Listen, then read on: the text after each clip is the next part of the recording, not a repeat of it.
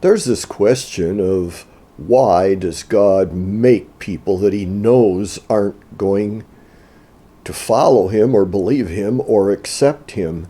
Is it just?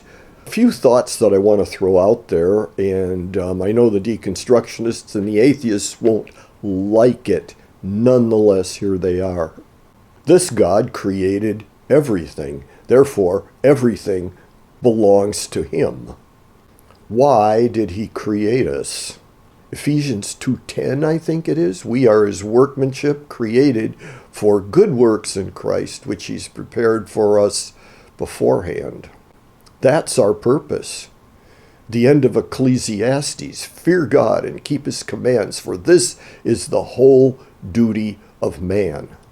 And then there's a really tough passage. I think it's in Romans 9, and I'll put it up here. I've been avoiding it because I don't like it either, but nonetheless, it says, does not the potter have the right to create some, I'll say, beautiful things and some not so?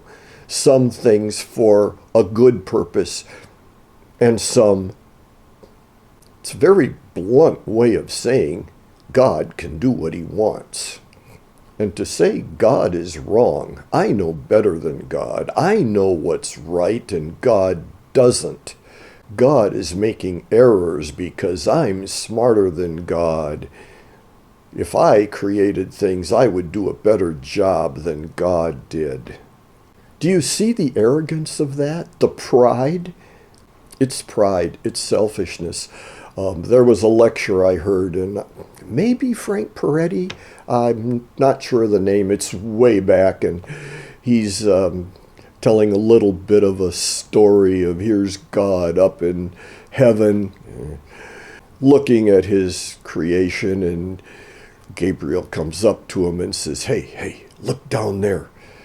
And from his point, overseeing the whole universe, he looks down on this little blue planet, and on a seashore of untold numbers of grains of sand, there is a person not much larger than a grain of sand from where God is looking, with her arms held high, yelling, I am God!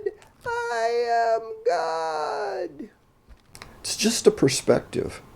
And it all kind of is perspective, isn't it? Is God unjust for making people that he knows are not going to choose him and then send them away, ultimately? There's a question that comes up before that is really basic to this whole issue, and that is, does he exist? Does God exist? If you're an atheist and you say no, he doesn't exist, then why are we having a discussion? There are people on here who believe the earth is flat, and their posts come into my feed every so often. I don't respond to them. Why would I have an argument with someone who says the earth is flat? What do I care whether they believe the earth is flat? But then, on the other hand, if God does exist, there's the whole issue of he is God and we're not. And then does it even make sense to say I'm smarter than he is?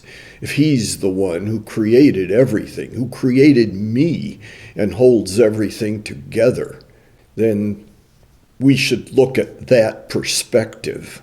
And then you might say, well, what about those who haven't heard and don't choose him? And is that just for him to send them away from him for eternity? And to that I would say, there is an argument that there is no one who would choose him who hasn't heard. Let's not do that here. But you are not one of those people.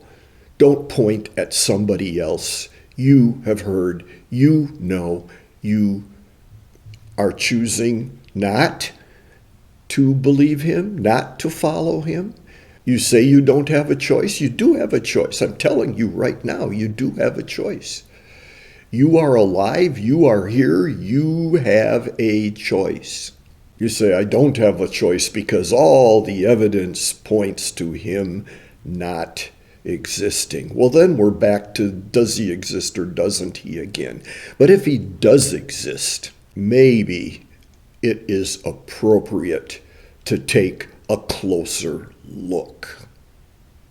It might be worth the effort to try to know him, to try to understand him to the extent that we as his creation can understand him.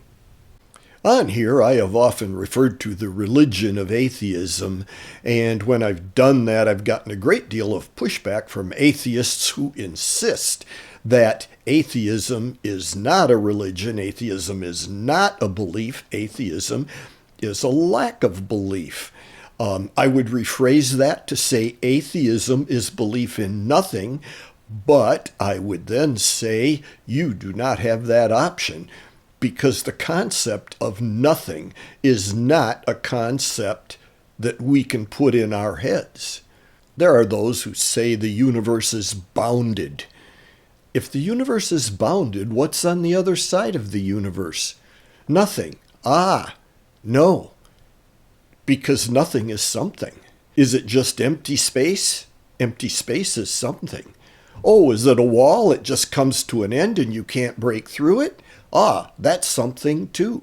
Nothing is something. You can't believe in nothing because the concept of nothing does not exist in reality. So when I talk about a belief in God, and you say, prove that God exists, and I say, prove that he doesn't exist, and you say, I don't have to prove that he doesn't exist, I will say, yes, you do. I don't have to prove he exists to you because I have already proven to myself that he exists, and you are responsible for deciding, for choosing whether he exists or not. I'm sorry, not sorry. That is your choice. That is all on you. You want evidence that he exists? You have to open your eyes to evidence. You're not going to see evidence going like this. I post evidence from scientists at Institute for Creation Research, PhD scientists, and the response is, oh, they're from ICR. I'm not going to pay any attention to them. Of course you're not going to see any evidence if you don't pay attention. I've referenced a few books, and these are just some that I have.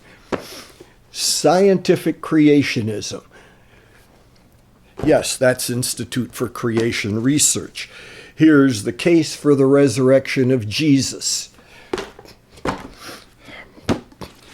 Beyond Death is kind of an interesting one. In 6 days, 50 scientists who believe the creation account as literal, as given to us in the Bible. And they are all PhD scientists, and they give their reasons for believing that. Here's From God to Us, how we got our Bible. Scaling the Secular City, if you're big on the philosophical side of it. And then talking about when the texts were written in the Old and New Testament. Here's Rethinking the Dates of the New Testament. I mean, these are just a handful of books that I have from, I have no idea how many books might be available to you. Oh, another good one that I have that I didn't pull out, Evidence That Demands a Verdict by Josh and Sean McDowell. You don't see evidence because you won't look at it. Yeah, I'm getting a little loud. I do get annoyed when there are people that say, there's no evidence, show me evidence. And there is so much evidence. I see it everywhere, but I am not a genius. I know that. If you're here just to argue, there's not much I can do about that. If you want to learn, you have to take your hands off your eyes. And you can say what you want about me. It doesn't matter. This isn't about me. It's about you, and it's about evidence, and it's about data. And it's about stepping back and looking honestly and critically what we have in this world. You think God is unjust? If God is not there, then we have nothing to talk about. If God is there, then he is God, and you and I are not.